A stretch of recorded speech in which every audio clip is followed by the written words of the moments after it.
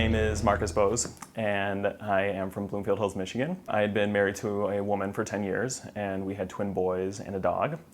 And when we first came to Seattle, during that time, I was searching for a community. I went to the gym. There was one person there that I would see regularly, and so we started talking and hung out one time together then.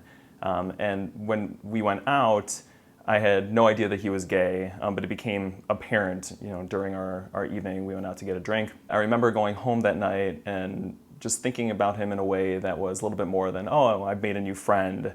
And that was something new and something that I'd never let myself feel before. So a few weeks later, we got dinner together and we were talking, and he was telling a story about when he was growing up, and he said that his parents, when they would have parties, family, friends over, oftentimes when they were cleaning up, they would discuss what their friends had said, and what they commented was that what that person really meant was this. And what my friend took from that was just sort of a mistrust or a distrust of what people are actually putting forward in their lives.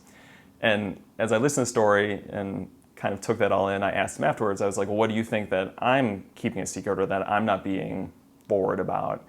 And his response to that was, I think that you're attracted to men and you don't act on it. It was the first time that sort of like the scales fell off my eyes, and I was like, yeah, you're right. I mean, that was the only answer or the only response that I could muster up. And it felt strange and also really great because I knew that in that moment I was actually being honest with myself for the first time. I remember biking home from that dinner, and there's a hill that I take to get home, and just going, just no brakes, and just flying down that hill and that rush, and it really just felt like I was free for the first time ever. And then I got home and reality hit because I had to make a decision then. I had a life that I had spent the last 20, 30 years building towards that I thought that I wanted. And more importantly, I had 2 kids, and the thought of kind of disrupting our family unit really weighed on me. No one gives you the guidebook for how to come out to your wife. And my wife said to me, you seem quiet, what's going on? And I told her, I'm gay. And, her response was shock and anger and sadness. That night I slept on the couch, and the next day I was kicked out of the house that we had just bought, and I went to live with friends for a time.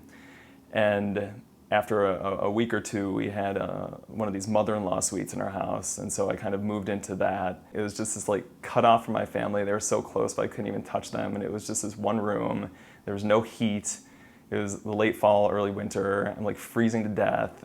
Everything is dark. I can barely pull myself up out of the bed every day, and I would just, cry myself to sleep at night. With each day that passed, I knew that things were getting a little bit better. I could see myself being steady at work, that my patients and my colleagues appreciated me. I saw that my relationship with my boys wasn't changing. I had a community of friends who came to my rescue, honestly, and let me know that it was okay to be myself. And with every day that passed, I believed that more and more until I got to a place where I was really okay with who I was. So a number of months afterwards, I had moved out to a new place, and I had ordered a pride flag that came in the mail, and my boys were with me, and the package arrived, and they were so excited to open the package. And so we opened it, and I said to them, do you know what this flag is? And my son said, yeah, that's the gay flag. And he said, and Daddy, I'm gay too because I love you.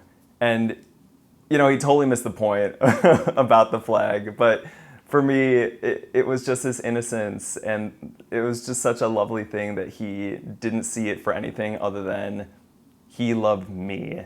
And that's what that flag was a representation of for him. It was in that moment that I realized that we were going to be okay forever, and that I made this decision for the exact reason that I wanted to, and